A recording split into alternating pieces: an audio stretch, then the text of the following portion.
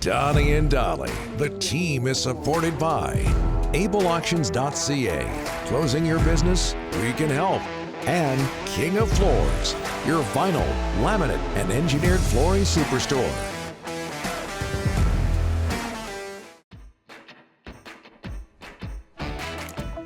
Just ahead of Jeremy White from WGR 550 in Buffalo. All of our guests today are sponsored by Passant Motors. It's May Days at Passant. Choose from one of 3 great options this month, including $1,000 Visa gift cards, Rick.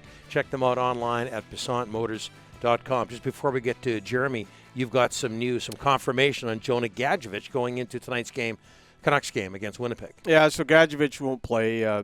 It's very simple. He sat in a hotel room for 7 days. I think Travis wants to have a few practices with him before he puts him in. And same will be with Will Lockwood when he arrives in town next week. Just a couple of practices, learn the system, and then he's going to put him in. But he's just not going to put him in just for the hell of it. Okay, let's focus on the Canucks expansion cousins now. The Buffalo Sabres.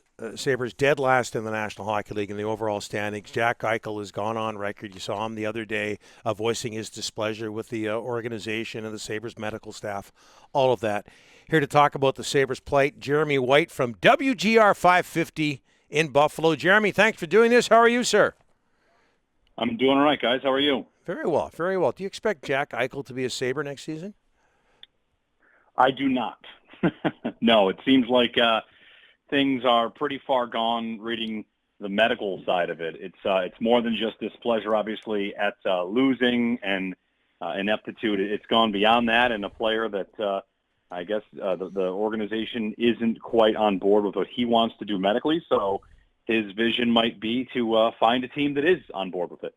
Jeremy, watching all the stories yesterday on television, on social media, there were 1 million shots of Jack Eichel from this year and last year, massaging his neck on the bench, obviously in a whole lot of pain. Are they listening well enough? Are the Sabres listening well enough to their superstar? Maybe, maybe not. He talked about this year he had a number of injuries. There was an abdominal injury from last year into this year that carried over. He broke the tip of one of his ribs while training. He had a couple things, and then the neck is the most recent thing. The neck is what ultimately shut him down. And if you saw Jack play this year, you knew when he was in the lineup he was not right. I mean, this is a player that is as dominant and strong as just about anybody in the NHL. He never gets knocked off the puck. He never gets knocked down, period. And this year, he still led the team in points when he was out there up until he left. You could just tell. It was about a 65% Jack Eichel, which, again, is still pretty good by NHL standards and still the best player on the team. But he wasn't right.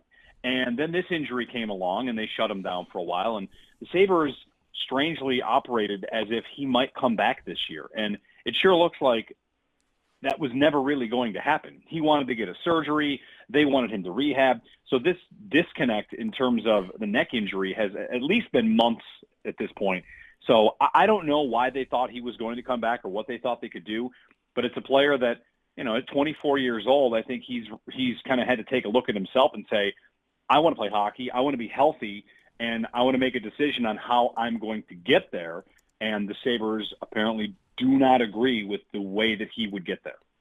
Hey, Jeremy, what could you possibly get for an Eichel trade? Well, if he's healthy, if he's at his best, if he's 100% and he's healthy, you should be able to get everybody but about 8 players in the league straight up. I mean, you should be able to get almost anybody. But I joke around that if Kevin Adams takes a phone call and he says, "All right, I'm willing to hear what you've got to offer us," and if you say anybody is untouchable, then don't bother trading for him because he's one of the best players in the league. McDavid is not going to come. Austin Matthews is not going to come, and whatever. Assets, draft picks, prospects, league players. I mean, to get fair value is almost impossible because in these types of trades, the team that gets Jack Eichel is going to win the trade. No prospect, no draft pick is likely to elevate to the level of player that he is. You got to try to do the best you can. You've got to try to do 1,000,000 times better than the Sabres did when they traded Ryan O'Reilly for spare parts, and there's only really one piece of that deal left here in Buffalo.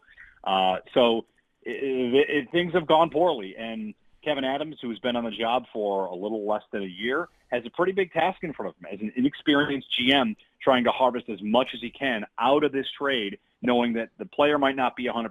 There's medical stuff to sign off on, and every team out there knows he wants out the door. Now, that shouldn't be that big a deal because if there are 20 suitors, well, then the buyers determine what the price is, and there really probably should be a pretty intense bidding war. Hey, Jeremy, I always consider Buffalo one of the great hockey markets in the USA, but you guys haven't been in the playoffs in 11 years, 6 coaches in that time. A lot of heat on the ownership in this city. We're going through the same thing, not a lot of playoff success. What about the ownership in Buffalo? How much heat on them right now, Terry Pegula? There's a lot of heat on them. I mean, they own the football team too, and things are going great with the Buffalo Bills. So that kind of cools things a bit. You go back a couple of years ago, and the Bills weren't doing well either. There was a question about if there was any sort of success, any track record of success for these owners on either front. Well, the Bills have made it to success. They're very good. They made the AFC Championship game. On the Sabres side, it's been a disaster from the jump. When the Pegulas bought the team, they went on a crazy run and made the playoffs. And then Buffalo fans believed that they were going to be this franchise that was going to spend money. They went out and signed Billy Leno to a huge contract, Christian Ehrhoff to a big contract. And we thought in Buffalo the salary cap was never going to be a problem anymore. We were going to be a big fish and spend money. And that happened for a little while, but as the cap keeps going up and up and up, the Sabres, if they're going to make money as a team, like that doesn't seem like the same kind of proposition. So ownership has kind of tightened up a bit. And they traded Ryan O'Reilly last year before he was due a $7 million roster bonus. So that's one of the reasons the returns in that trade was so low, because they got the Blues to pay that $7 million. So now it becomes a lot more dollars in, dollars out for the hockey team, which is unfortunate because the first thing Terry Pegula said when he bought the team was if he wanted more money, he'll go drill another gas well. He said that the salary cap wouldn't matter. He said there'd be no caps on coaching and scouting. You know, the Sabres kind of ownership sold it as there will be no caps for this team. We'll go above and beyond the cap in other ways. That's how much we want to win. And that is just not close to true anymore. So things have definitely soured in terms of how people feel about the owners because they do not exactly operate the way that they said they would about a decade ago. What's Eichel like to deal with, Jeremy, from what you know? What's he like to deal with? He seems so competitive. Times he comes across as grouchy in the media. What's he like to deal with? I think he's an uber competitor. Mm-hmm. And there are a lot of guys that you subject them to losing long enough and you give them the beating of the what happened out there tonight. And they're the good players, right? Ryan O'Reilly here, when he goes through that season, they finish in last place and then they trade him. Every single game after the game, he said, I've got to be better. I've got to be better. And people got mad at him for saying that kind of thing. Like it was too robotic and they wanted better answers out of him. They wanted more of an honest answer. And, you know, here's a guy trying to be accountable. The thing about, you know, pro sports and being the best player with a franchise that is just dead ending because they make so many bad decisions is what are you supposed to do? Continue to bang your head against the wall for what? And I think Eichel is doing that. I think Reinhart is doing that. The tone of yesterday's post-season pressers, it was Jake McCabe, who's a UFA, Rasmus Ristolainen, who's been here for 8 years and they've never traded him. And he basically thought he was going to be traded each of the last 3 off seasons. It never happened. So nobody's happy outside of young players who might be up and coming and not kind of disenchanted at this point. But I think about O'Reilly leaving. I think about Zach Bogosian getting out and going to Tampa and making very little, but winning a Stanley Cup, then going to Toronto. Jack Eichel would have a lot of friends. Taylor Hall's the newest one, right? Hall comes here, tries it out. It goes horribly. He goes to Boston. He starts scoring. I would guess that Jack has a lot of friends in the league telling him, you got to get yourself to a first-class franchise, man. You don't have to waste your career trying to fix something that is beyond your control.